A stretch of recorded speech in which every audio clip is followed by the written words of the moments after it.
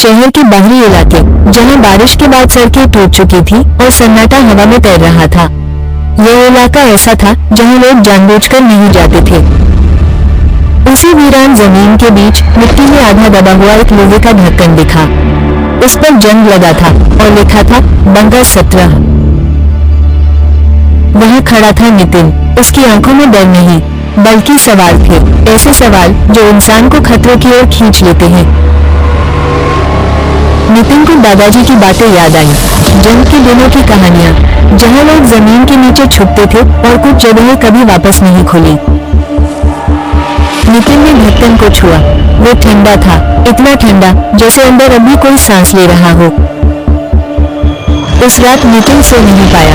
आंख बंद करते ही वही ढक्कन, वही बनकर उसके दिमाग में घूमता रहा।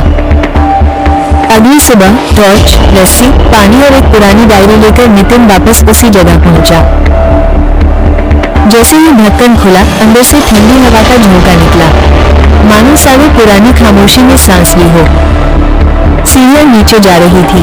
अंधेरे में नितिन ने एक पल सोचा और फिर उतर गया। अंदर पहुंचते ही दुनिया बदल गई। ऊपर की सारी आवाजें गायब थी। यहाँ सिर्फ खामोशी थी जो बोल रही थी। कमरे में पुराने बिस्तर पड़े थे, जैसे कोई अभी अभी उठा हो, पर सालों पहले। रैक पर पड़े थे जंग लगे डिब्बे, जिन पर लिखा था 1943, 1944।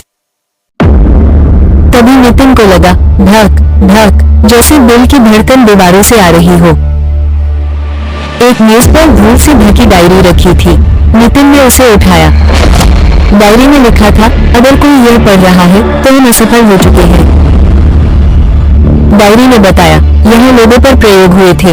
लंबा अकेलापन, बिना बाहर की दुनिया के। लोग पागल होने लगे थे। दीवारों से बातें, अंधेरे से दोस्ती। तभी दीवारों पर शब्द उभरने लगे, रुको, वापस जाओ, हमें देखो। नितिन घबरा गया, पीछे मुड़ा, पर कोई नहीं था। डायरी का आखिरी सच सामने आया। बनकर ने इंसानों की डर और जिज्ञासा से सोचना सीख लिया था। एक कमरे में बड़ा सा आईना था। नितिन उसके सामने रुका। आईने में उसके पीछे कई चेहरे थे, थके हुए, कैद हुए, भूले हुए। एक आवाज आई, हम सब जानना चाहते थे और यही रह गए। बनकर की आवाज गूंजी, और जानना है तो रह जाओ, जाना है तो सब भूल जाओ। नितिन समझ गया, हर सवाल का जवाब जरूरी नहीं, कुछ जिज्ञासाएं कैद बना देती है।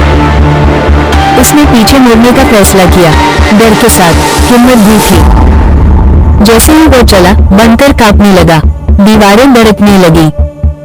नितिन तेजी से सीढ़ियां चढ़ा। ऊपर रोशनी दिख रही थी। वो बाहर निकल आया। सूरज की रोशनी ने अंधेरे को पीछे छोड़ दिया। पीछे देखा तो जमीन समतल थी, बनकर गायब था, और नितिन समझ चुका था, हर क्यूरियोसिटी का पीछा मत करो। कुछ सवाल जमीन के नीचे ही रहने चाहिए। कहानी अच्छी लगी हो तो वीडियो को like, comment, share and subscribe जरूर करें।